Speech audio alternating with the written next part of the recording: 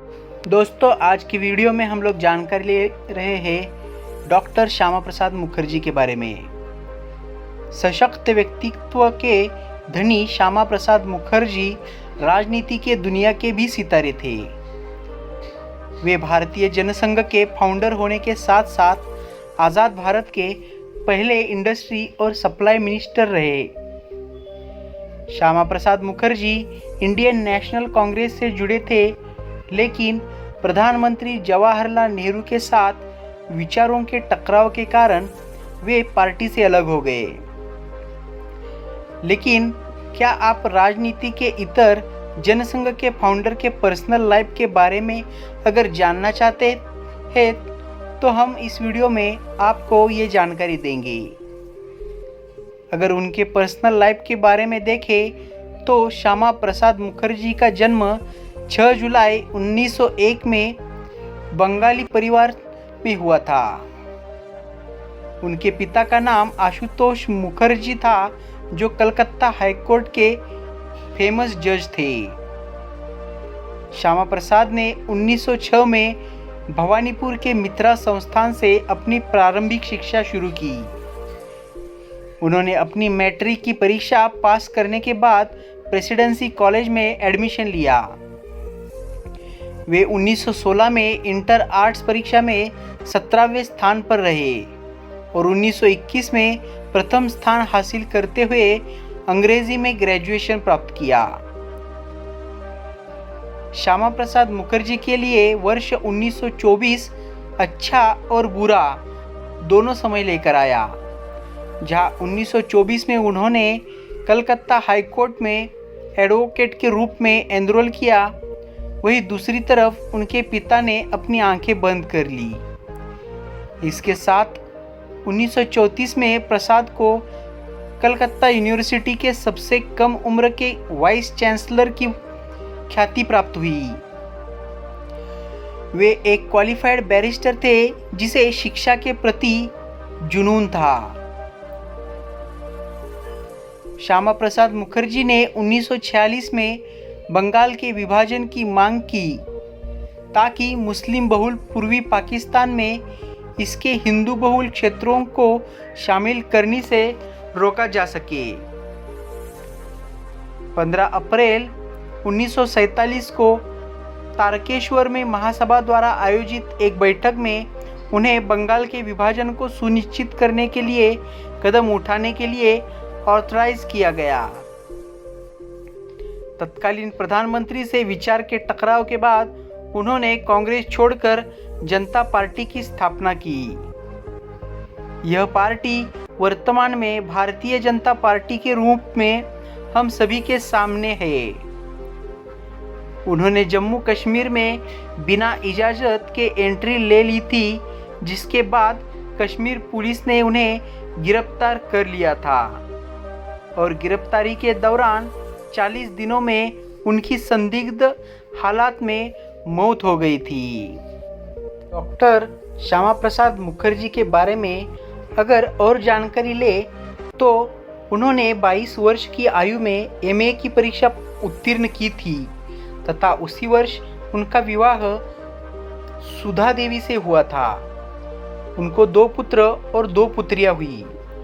वे 24 वर्ष की आयु में कोलकाता विश्वविद्यालय सीनेट के सदस्य बने। उनका ध्यान गणित की ओर विशेष था। इसके अध्ययन के लिए वे विदेश गए थे तथा वहां पर लंदन मैथमेटिकल सोसाइटी ने उनको सम्मानित सदस्य बनाया था। वहां से लौटने के बाद डॉक्टर मुखर्जी ने वकालत तथा विश्वविद्यालय की सेवा में कार्यरत हो गए थे। उन्होंने कर्मक्षेत्र के रूप में 1939 को राजनीति में भाग लिया और आजीवन इसी में लगे रहे। उन्होंने गांधी जी व कांग्रेस की नीति का विरोध किया, जिससे हिंदुओं को हानि उठानी पड़ रही थी। एक बार उन्होंने कहा था कि वह दिन दूर नहीं जब गांधी जी की अहिंसावादी नीति के अंधानुसरण के फलस्वरूप समूचा बंगाल पाकिस्तान का अधिकार क्षेत्र बन जाएगा। उन्होंने नेहरू जी और गांधी जी की तुष्टीकरण की नीति का सदैव खुलकर विरोध किया। और यही कारण था कि उनको संकुचित सांप्रदायिक विचार का द्योतक समझा जाने लगा। अगस्त 1947 को स्वतंत्र भारत के प्रथम मंत्रिमंडल में एक गैर कांग्रेसी मंत्री के रूप में उन्होंने वित्त मंत्रालय का काम संभाला। डॉक्टर मुखर्जी ने चित्तरंजन में रेल इंजन का कारखाना, विशाखापट्टनम में जहाज बनाने का कारखाना एवं बिहार में खाद का कारखाना स्थापित करवाया। उनके सहयोग से ही हैदराबाद निजाम को भारत में विलीन होना पड़ा था। 1950 में भारत की दशा दयनीय थी। इससे डॉक्टर मुखर्जी के मन को गहरा आघात हुआ था। उनसे यह देखा न गया और भारत सरकार की अहिंसावादी नीति के फलस्वरूप मंत्रिमंडल से त्यागपत्र देकर संसद में विरोधी पक्ष की भूमिका का उन्होंने निर्वाह करना सही समझा। एक ही देश में दो झंडे और दो निशान भी उनको स्वीकार नहीं थे। अंततः कश्मीर का भारत में विलय के लिए डॉक्टर मुखर्जी ने प्रयत्न प्रारंभ कर दिए। इसके लिए उन्होंने जम्मू की प्रजा परिषद पार्टी के साथ मिलकर आंदोलन छेड़ दिया। अटल बिहारी वाजपेयी, वैद्य गुरुदत्त, डॉक्टर बर्मन और टेकचंद आदि को लेकर उन्होंने 8 मई 1953 को जम्मू के लिए कूच किया। सीमा प्रवेश के बाद उनको जम्मू कश्मीर सरकार द्वारा गिरफ्तार कर लिया गया था। 40 दिन तक डॉक्टर मुखर्जी को जेल में बंद करके रखा हुआ था और 23 जून 1953 को जेल में ही उनकी रहस्यमय ढंग से मृत्यु हो गई।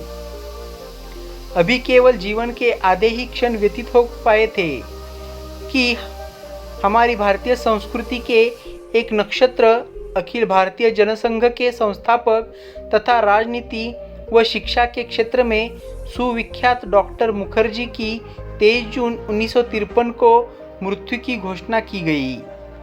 बंगाल ने इतने ही क्रांतिकारियों को जन्म दिया है, उनमें से एक महान क्रांतिकारी डॉक्टर श्यामा प्रसाद मुखर्जी थे।